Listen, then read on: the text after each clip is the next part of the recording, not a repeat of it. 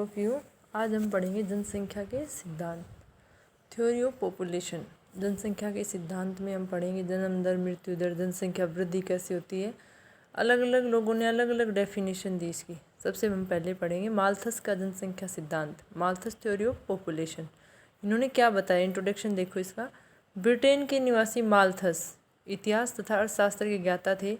वे दुनिया के पहले आदमी थे जिन्होंने सन 1798 में प्रकाशित अपना एन ऐसे on the principles of population नामक निबंध पर एक और तो जनसंख्या की वृद्धि, जनसांख्यिकी परिवर्तनों तथा दूसरी ओर सांस्कृतिक व आर्थिक परिवर्तनों का उल्लेख किया। इस निबंध के जरिए उन्होंने जनसंख्या में होने वाली वृद्धि का मानव पर पड़ने वाले प्रभाव को समझाने का प्रयास किया। अर्थात उन्होंने बताया कि जो जनसंख्या में वृद्धि हो रही है उसका मनुष्य के ऊपर क्या प्रभाव पड़ता है। सभी जानते हैं कि जनसंख्या तथा संसाधनों के बीच गहरा संबंध है, परंतु माल्थस ने संसाधन शब्द के स्थान पर जीविकोपार्जन के साधन का प्रयोग किया। अब देखो इसकी पृष्ठभूमि, बैकग्राउंड क्या था इसका। यह सिद्धांत जनसंख्या में वृद्धि तथा खाद्यान्न आपूर्ति में वृद्धि के बीच संबंध की व्याख्या करता है। इस सिद्धांत का कथन है जीवन निर्वाह साधनों की अपेक्षा जनसंख्या में अधिक तेजी से वृद्धि हो रही है। ये कहता था जीवन निर्वाह के साधन कम वृद्धि कर रहे हैं जबकि मनुष्य ज़्यादा वृद्धि कर रहे हैं। यदि इस जनसंख्या पर रोक नहीं लगाई गई तो इसके परिणाम दुराचार या विपत्ति के रूप में हमारे सामने आएंगे। अपने समय में व्याप्त आशावादी विचारों के विपरीत माल्थस ने कष्टपूर्ण समाज की कल्पना की थी। उसने कहा था कि जनसंख्या वृद्धि के एक ऐसे जाल में फंसता जा रहा है जहाँ से उसका निकलना असंभव दिखाई दे रहा है। मनुष्य की प्रजनन प्रवृत्ति उसे ऐसे भंवर में ले जा रही जिसका अस्तित्व ही खतरे में पड़ जाएगा। माल्थस के सिद्धांत की मान्यताएं क्या क्या थी देखो। ये मानते थे कि स्त्री और पुरुष में काम भावना नैसर्गिक है, नेचुरल है। इस प्रकार पुरुष की प्रजनन शक्ति संतान उत्पन्न करने की इच्छा हमेशा बनी रहती है। यह शिक्षा तथा सभ्यता की प्रकृति से प्रभावित है। दूसरा, मानते थे मनुष्य को जीवित रहने के लिए भोजन अनिवार्य है तथा कृषि में उत्पत्ति ह्रास का नियम लागू होता है। समृद्धि बढ़ने पर संतान उत्पादन की इच्छा भी बढ़ती है तथा जीवन स्तर में कमी होने पर वह घटती है। अब देखो सिद्धांत का कथन। माल्थस के सिद्धांत को निम्नलिखित दो शीर्षकों के अंतर्गत रखा गया। पहला, जनसंख्या वृद्धि दर। माल्थस के अनुसार जनसंख्या प्रत्येक 25 वर्ष के बाद पहले से 2 गुनी हो जाती है जबकि संसाधन नहीं होते। जनसंख्या गुणोत्तर या ज्यामितीय श्रेणी से बढ़ती है।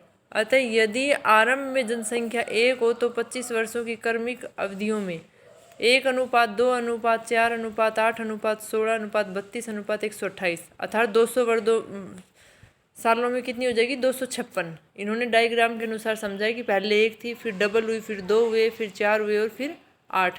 अर्थात जनसंख्या गुणोत्तर रूप से वृद्धि करती है और संसाधन नहीं करती। दूसरा था खाद्य पूर्ति दर। माल्थस के अनुसार खाद्य पूर्ति जनसंख्या की अपेक्षा निम्न दर से बढ़ती है। जीवन निर्वाह के साधन अंकगणितीय श्रेणी के अनुसार धीरे धीरे वो अंकगणितीय बढ़ते हैं, वो ज्यामितीय आधार पर बढ़ते हैं। माल्थस की यह अवधारणा कृषि पर उत्पत्ति ह्रास के नियम की क्रियाशीलता पर आधारित है। इस प्रकार उन्होंने 25 वर्षों की क्रमिक अवधियों में खाद्य आपूर्ति कितनी बताई, 1, 2, 3, 4। अर्थात जहाँ जनसंख्या दुगुनी हो जाएगी, मतलब 4 से सीधी 8 हो जाएगी, वहाँ संसाधन कितने रह जाएंगे, सिर्फ 4 रह जाएंगे। इन दोनों डायग्राम के अंदर माल्थस ने सिर्फ यही बात समझाने की कोशिश की कि संसाधन अंतर 256 तथा 9-3 शताब्दियों में 4096 तथा 13 और 2000 वर्षों में लगभग अनिश्चित हो जाएगा। अब देखो जनाधिक्य और निर्धनता। जनसंख्या ज़्यादा होगी तो ऑटोमेटिक निर्धनता बढ़ेगी। माल्थस के अनुसार जनसंख्या और जीवन निर्वाह के साधनों के बीच खाई चौड़ी होती जा रही है क्योंकि जीवन निर्वाह के साधनों पर दबाव बढ़ता जा रहा है। इसके फलस्वरूप समाज अमीर और गरीब 2 वर्गों में बट गया। पूंजीवादी व्यवस्था का आविर्भाव होता है। समृद्ध लोग उत्पादन प्रणाली के स्वामी होते जा रहे हैं जो लाभ उठाते हैं, धन एकत्रित करते हैं, अधिक पूंजी अर्जित करते हैं। माल्थस का मानना था जो पूंजीवादी और ज़्यादा पैसे वाला होकर जो गरीब है वो और गरीब हो गया, मगर जीवन स्तर नीचे गिर जाने के भय से अपनी जनसंख्या में वृद्धि नहीं करते। माल्थस ने पूंजीवादी व्यवस्था को इस आधार पर समर्थन किया कि यदि पूंजी निर्धनों में वितरित कर दी जाएगी तो वह निवेश के लिए उपलब्ध नहीं होगी। इस प्रकार अमीर और गरीब जो मुख्यतः मजदूर थे वो गरीब होते चले जाएंगे। जनसंख्या के बीच अंतराल इतना ज़्यादा बढ़ जाएगा कि विपत्ति और निर्धनता अवश्य भावी हो जाएगी। फिर माल्थस मानता था कि प्रकृति की मेज कुछ गिने चुने अतिथियों के लिए बिछाई गई है, जो बिना बुलाए आते उन्हें भूखा रहना पड़ेगा। जनसंख्या नियंत्रण के उपाय क्या क्या थे। प्राकृतिक अवरोध, पहला मानते थे प्रकृति के द्वारा। जनाधिके की स्थिति को संतुलन में लाने के लिए प्रकृति स्वयं क्रियाशील हो जाती है और वह भूखमरी, अकाल, युद्ध, बीमारी, बाढ़, भूकंप, अनावृष्टि, लूटपाट, घोर विपत्तियों के माध्यम से जनसंख्या क्या करती है? कम करती है। अर्थात प्रकृति खुद नियंत्रण करती है। माल्थस के अनुसार प्रकृति खाद्य सामग्री के अनुरूप ही जनसंख्या का समायोजन करती है। इसी को प्राकृतिक अवरोध कहते हैं। दूसरा, प्रतिबंधात्मक अवरोध। नैसर्गिक या प्राकृतिक नियंत्रण बहुत भयंकर और कष्टकारी होते हैं। अतः माल्थस ने सुझाव दिया कि मनुष्य को विवेक से काम करते हुए प्रतिबंधात्मक अथवा कृत्रिम अवरोध ही अपनाने चाहिए, क्योंकि जो प्राकृतिक अवरोध है वो भयंकर विनाशकारी हैं। अब हम जैसे देख रहे हैं प्राकृतिक अवरोध कोरोना करते हुए प्रतिबंधात्मक अथवा कृत्रिम, अर्थात मनुष्य को खुद ही कंट्रोल करना चाहिए। प्रकृति को मौका ही नहीं देना चाहिए कि वह अपना तांडव रूप दिखाकर जनसंख्या को कम कर दे। कृत्रिम अवरोध मनुष्यकृत होते हैं, जिनके अंतर्गत देरी से विवाह होना चाहिए, ब्रह्मचार्य का होना चाहिए, आत्म संयम, स्थित्व, विवेकशीलता आदि शामिल हैं। इनका उद्देश्य निश्चित रूप से जनसंख्या वृद्धि को नियंत्रित करना है। उल्लेखनीय है कि कभी पादरी होने के कारण माल्थस ने आत्म संयम और नैतिकता पर जोर दिया, मगर संतान निग्रह के आधुनिक कृत्रिम साधनों व गर्भपात के बारे में कुछ नहीं कहा। माल्थस की जनसंख्या के सिद्धांत की समीक्षा।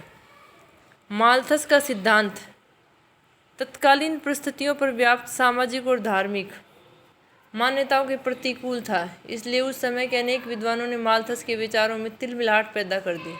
निक्सल के अनुसार जिस प्रकार डार्विन ने मानव जाति के उद्गम संबंधी प्राचीन धार्मिक विश्वासों को तोड़ा था, उसी प्रकार माल्थस ने मानव जाति के भविष्य के रूप में स्वरूप संबंधी विश्वासों को बदल दिया।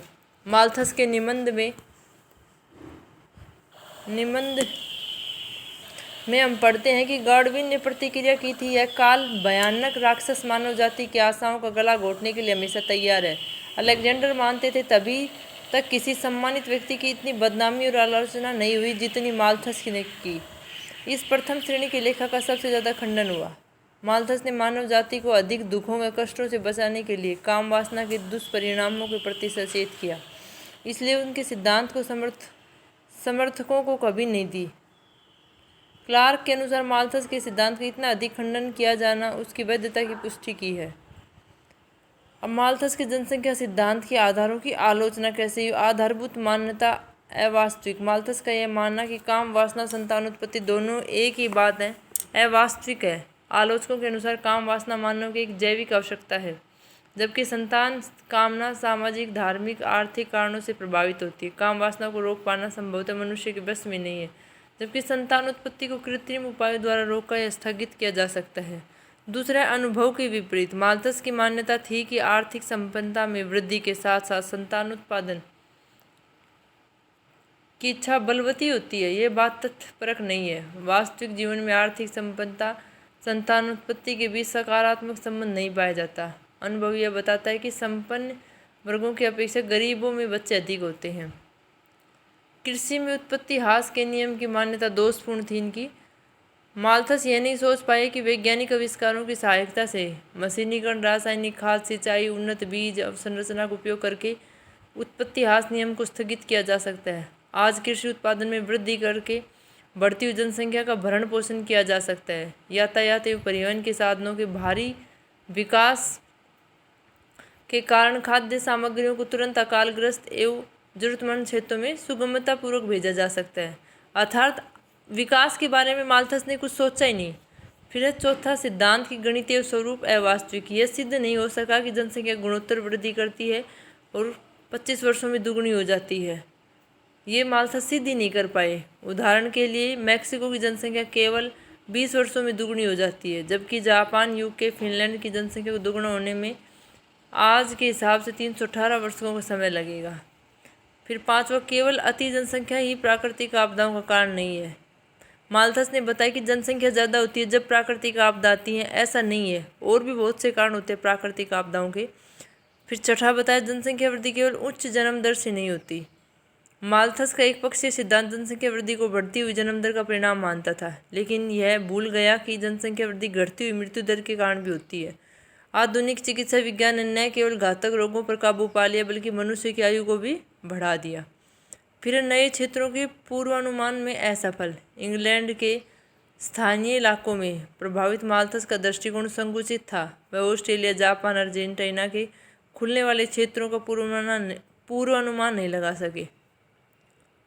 जनसंख्या के गुणात्मक पक्ष की अवहेलना की उन्होंने। फिर है जनसंख्या वृद्धि और खाद्य पूर्ति के कमजोर संबंध। फिर है जनसंख्या वृद्धि के लिए केवल निर्धन उत्तरदायी नहीं है। माल्थस मानते थे कि जनसंख्या वृद्धि के लिए केवल निर्धन ही उत्तरदायी हैं। ऐसा नहीं है। निर्धनों के विवाह पर प्रतिबंध लगाने पर समर्थन करता था, परंतु अधिक जनसंख्या का होना केवल इनका कारण नहीं है। फिर सुझाव व्यावहारिक नहीं था इनका। फिर कृत्रिम अवरोधों की अनदेखी। माल्थस ने नैसर्गिक अथवा प्राकृतिक प्रतिबंधों पर अधिक जोर दिया, जबकि कृत्रिम अवरोधों की इन्होंने क्या कर दी? अनदेखी कर दी। इतिहास का झूठा भविष्यकर्ता।